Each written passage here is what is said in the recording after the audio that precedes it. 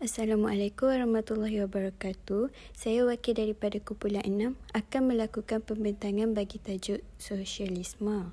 Slide yang pertama ini menunjukkan isu yang berkaitan dengan tajuk pembentangan kami iaitu sosialisme, di mana isu yang dipaparkan bertajuk Agih Kekayaan Sama Rata dan merupakan berita keluaran Harian Metro pada 10 Mei 2019.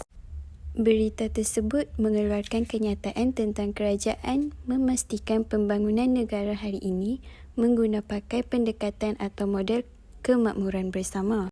Tujuan pendekatan tersebut adalah untuk meningkatkan kuasa beli rakyat dan menghapuskan jurang pendapatan dan kekayaan antara kelas, kaum, wilayah dan rantaian bekalan yang melampau. Dr. Mahathir berkata, pembangunan dan kekayaan negara harus diagihkan secara adil supaya semua rakyat dapat merasainya. Beliau juga berkata matlamat kemakmuran bersama adalah menyediakan taraf hidup yang wajar kepada semua rakyat sekaligus memastikan mereka merasai nikmat yang lebih adil dan teragih. Menurutnya, kemakmuran bersama ini dibangunkan untuk mencapai 3 objektif utama iaitu memastikan jurang pendapatan dan kekayaan rakyat dapat ditangani, meletakkan Malaysia lebih cemerlang dan juga menjadi salah satu paksi ekonomi penting di Asia. Oleh itu, bagi mencapai matlamat kemakmuran tersebut, terdapat 7 teras strategik yang perlu dilaksanakan, iaitu yang pertama penstrukturan dan penambahbaikan ekosistem perniagaan dan industri negara. Yang kedua adalah meneroka sektor pertumbuhan baharu. Yang ketiga ialah memanfaatkan reformasi bakat dan sumber tenaga negara. Yang keempat ialah memperbaiki pasaran buruh dan pendapatan negara.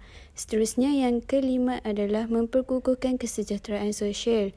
Dan yang keenam menumpukan kepada pembangunan wilayah yang inklusif.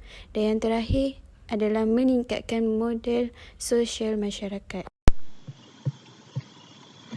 Seterusnya ialah perspektif dengan pemikiran falsafah pendidikan kebangsaan atau rukun negara.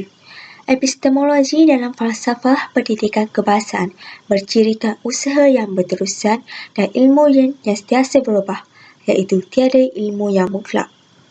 Jadi, implikasinya ialah penyesuaian diri mengikut zaman dan perkembangan semasa amat penting, terutamanya dalam bidang ICT, keekonomi dan sebagainya. Oleh itu, perubahan ilmu menggalakkan perkembangan pengetahuan dan kemahiran. Di samping itu, melalui dasar ekonomi baharu, kita dapat mengurangkan perbezaan ekonomi, sosial, kebudayaan, penempatan dan sebagainya. Hal ini dapat dilakukan melalui penyusunan semula masyarakat untuk mengurangkan dan menghapuskan pengenalan kaum mengikut fungsi-fungsi ekonomi mereka. Antara cara untuk menangani masalah sosialisme ialah dengan memainkan peranan dengan memberi sokongan penuh terhadap pihak kerajaan dalam pelaksanaan dasar seperti kemakmuran bersama, seiring dengan falsafah pendidikan kebangsaan bagi membasmi kemiskinan serta menghapuskan jurang ekonomi antara kaum. Kemakmuran bersama dibangunkan untuk mencapai 3 objektif utamanya, iaitu memastikan jurang pendapatan dan kekayaan rakyat ditangani. Yang kedua, model pembangunan yang baharu untuk semua dan akhir sekali, meletakkan Malaysia lebih cemerlang untuk menjadi salah satu paksi ekonomi terpenting di Asia.